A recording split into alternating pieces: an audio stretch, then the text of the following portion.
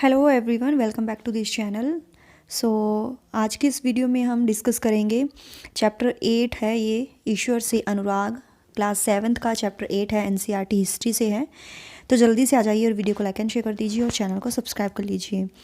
तो शुरू कर लेते हैं। इस चैप्टर के जो इम्पोर्टेंट पॉइंट्स है, जो आपके एग्ज़ाम के लिए जो इम्पोर्टेंट है, वो हम देखेंगे। सबसे पहला पॉइंट है 7वीं से 9वीं सदी में धार्मिक आंदोलन का प्रादुर्भाव हुआ। यानी 7वीं से 9वीं सदी में जो धार्मिक आंदोलन थे उनका जो है प्रादुर्भाव हुआ। इनका नेतृत्व जो है नयनार होते हैं, जो शैव संत होते हैं, यानी जो शिव में विश्वास रखते हैं। और अलवार होते हैं वैष्णव संत, जो विष्णु को जो मानने वाले होते हैं, वैष्णव होते हैं। तो नयनार, ये याद रख लीजिए, नयनार शैव संत और अलवार वैष्णव संत जो है, इनका नेतृत्व इन्होंने किया धार्मिक आंदोलन का।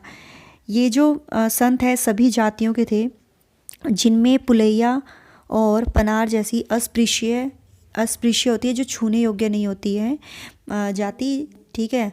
तो इनको अछूत माना जाता है। अस्पृश्य समझी जाने वाली जातियों के लोग इसमें शामिल होते हैं। वे बौद्धों और जैनों के कटु आलोचक ये थे। ये जो हैं बौद्ध और जैन के कटु आलोचक थे, और वे शिव तथा विष्णु के प्रति सच्चे प्रेम को मुक्ति का मार्ग बताते थे। यानी ये बौद्ध और जैन धर्म के जो लोग हैं उनकी आलोचना करते थे। ये शिव और विष्णु के सच्चे प्रेम को मुक्ति का मार्ग बताते थे कि शिव और विष्णु को मानना चाहिए। ऐसे तरीके से ये उनका जो है समर्थन करते थे, ठीक है। नयनार और अलवार जो हैं ये घुमक्कड़ साधु संत थे, यानी एक जगह से दूसरी जगह ये घूमते थे। ये किसी गांव में जाकर वहाँ के देवी देवताओं की प्रशंसा में सुंदर कविताएं रचकर उन्हें संगीतबद्ध कर दिया करते थे। यानी उनकी प्रशंसा में वहाँ के जो देवी देवता होते थे उनके ऊपर कविताएं लिखते थे, और फिर उनको संगीत में वो जो है वो गाते थे, प्रस्तुत करते थे। कौन? अलवार और नयनार। 63 नयनार ऐसे थे। नयनार जैसे मैंने आपको बताया है, जो शैव संत हैं, जो कुम्हार, अस्पृश्य, कामगार, किसान, शिकारी, सैनिक, ब्राह्मण, मुखिया अनेक जातियों में पैदा हुए। उनमें प्रसिद्ध हैं अप्पार, सबंदर, सुंदरार और मणिकव्व सागर। उनके गीतों के 2 संकलन हैं, तेवर्रम और तिरुवांचकम, ठीक है। ये इनके गीतों के संकलन हैं। अलवार जो हैं, अलवार संत, इनकी संख्या 12 थी। इनमें सर्वाधिक प्रसिद्ध थे पेरिय अलवार, उनकी पुत्री अंडाल, तोंडर टिपोड़ी अलवार और नम्मा अलवार। उनके गीत दिव्य प्रबंधम में संकलित हैं। 10वीं से 12वीं सदियों के बीच चोल पांड्यान राजाओं ने विशाल मंदिर बनवा दिए, जहाँ की संत कवियों ने यात्रा की थी।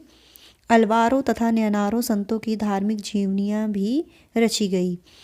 शंकर का जन्म, शंकराचार्य जो थे, इनका जन्म 8वीं शताब्दी के केरल में हुआ, और ये अद्वैतवाद के समर्थक थे। अगर पूछा जाए अद्वैतवाद के समर्थक या जो है जनक कौन है, तो ये थे शंकराचार्य। रामानुज 11वीं सदी में तमिलनाडु में पैदा हुए, और वे विष्णु भक्त अलवार संतों से बहुत प्रभावित थे। 13वीं से 17वीं शताब्दी में महाराष्ट्र में अनेक संत कवि हुए, जिनमें महत्वपूर्ण थे ज्ञानेश्वर, नामदेव, एकनाथ, तुकाराम, सखुबाई जैसी स्त्रियों, चोखमेण जो महार जाति का था। भक्ति की यह परंपरा पंढरपुर में विट्ठल जो विष्णु का रूप है और जन मन के ईश्वर संबंधी विचारों पर केंद्रित थी, ठीक है। भक्ति की जो परंपरा थी पंढरपुर में। सूफी मुसलमान रहस्यवादी थे, और वे बाहरी आडंबरों को अस्वीकार करते हुए, यानी वो जो अंधविश्वास, जो आडंबर है, वो उनको नहीं मानते थे, और ईश्वर के प्रति प्रेम और भक्ति द्वारा सभी मनुष्यों के प्रति दया भाव रखने पर वो बल देते थे। यानी वो आडंबरों को, अंधविश्वासों को नहीं मानते थे, जो सूफी मुसलमान होते थे।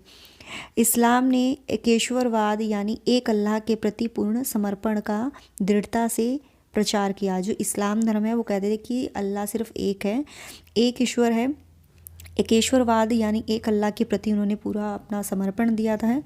मध्य एशिया के महान सूफी संतों में गज़ाली, रूमी और सादी के नाम जो हैं वो उल्लेखनीय है, यानी ये फेमस है।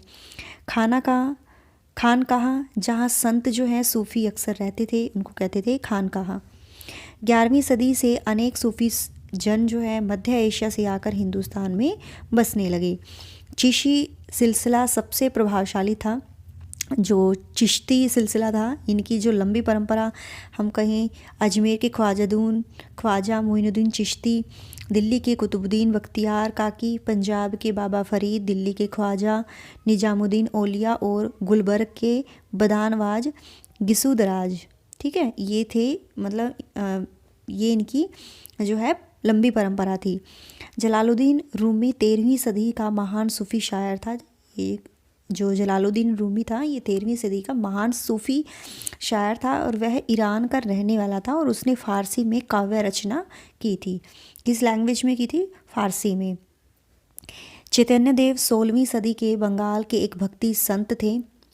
चैतन्य देव जो थे, इन्होंने कृष्ण राधा के प्रति निष्काम भक्ति भाव का उपदेश दिया, ठीक है।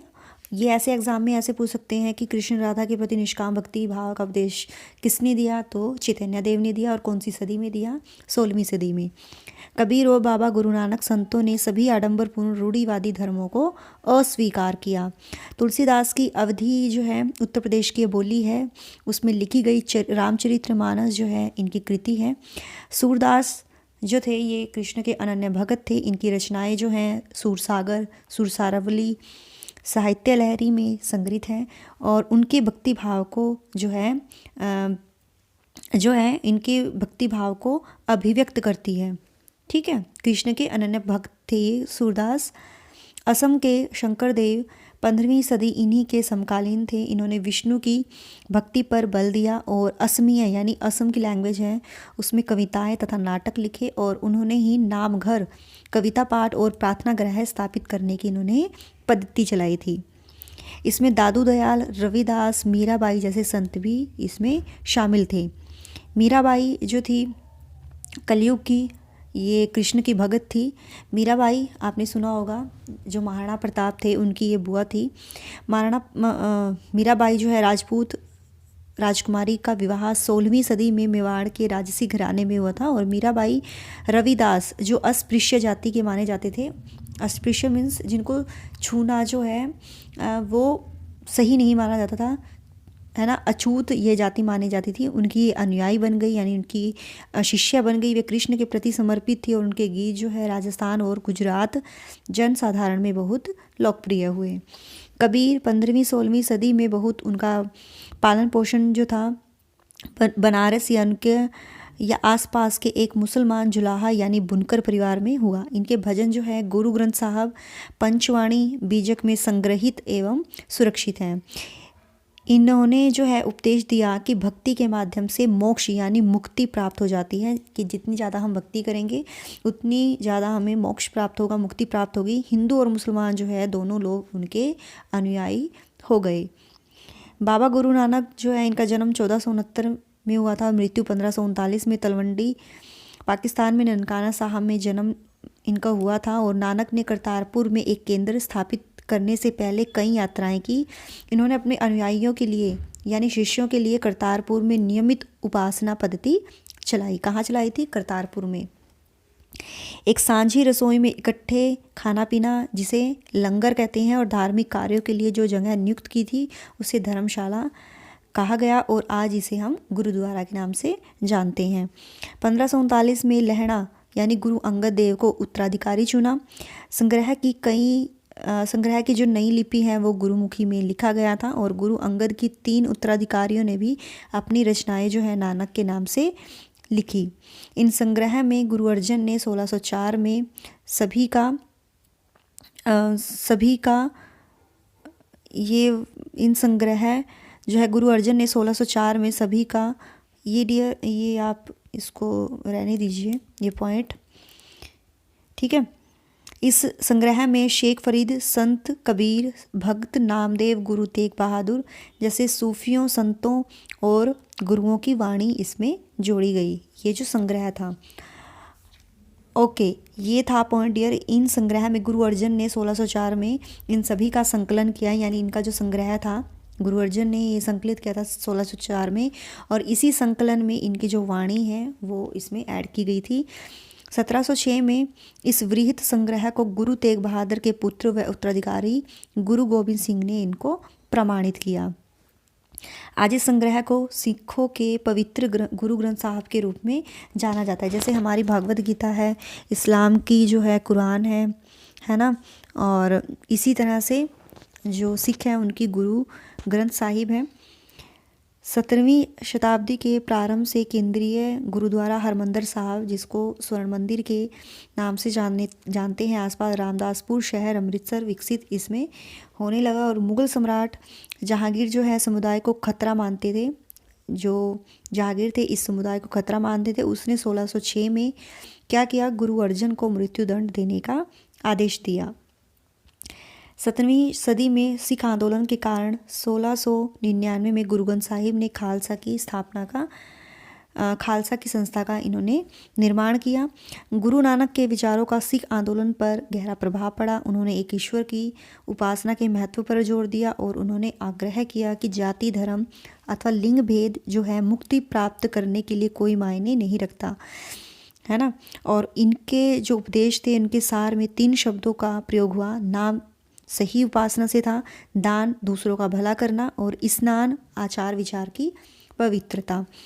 16वीं सदी में मार्टिन लूथर जो है 1483 से 1546 में इन्होंने महसूस किया कि रोमन कैथोलिक चर्च के अनेक आचार विचार बाइबल की शिक्षाओं के विरुद्ध जाते थे। इन्होंने जो लिखा था, और जैसे कि आपको पता है क्रिश्चियन जो थे इनका एक ग्रंथ था जिसको हम बाइबल के नाम से जानते हैं। और लूथर ने लैटिन भाषा की बजाय आम लोगों को क्या किया, प्रोत्साहन दिया, और उसने बाइबल का जर्मन भाषा में अनुवाद किया, यानी जर्मन भाषा में ट्रांसलेट की। अनेक प्रोटेस्टेंट ईसाई संप्रदाय अपना उद्भव लूथर की शिक्षाओं में ही खोजते थे। ठीक है, तो ये आज का हमारा चैप्टर था। और ईश्वर में अनुराग, यानी हर कोई अपने अपने जो है धर्म को मानता था, किस तरीके से वो अपने अपने देवी देवताओं की पूजा करता था, उनके नाम की उनके ऊपर कविताएं उन्होंने लिखी, हिंदू, मुस्लिम, सिख, ईसाई सभी का इसमें बताया गया है। I hope you like this video, और आपके एग्ज़ाम के लिए बहुत ही हेल्पफुल है। और अगर आपको PDF चाहिए तो टेलीग्राम पर मैसेज कीजिए, आपको टेलीग्राम से PDF मिल जाएगी। Till then, bye bye.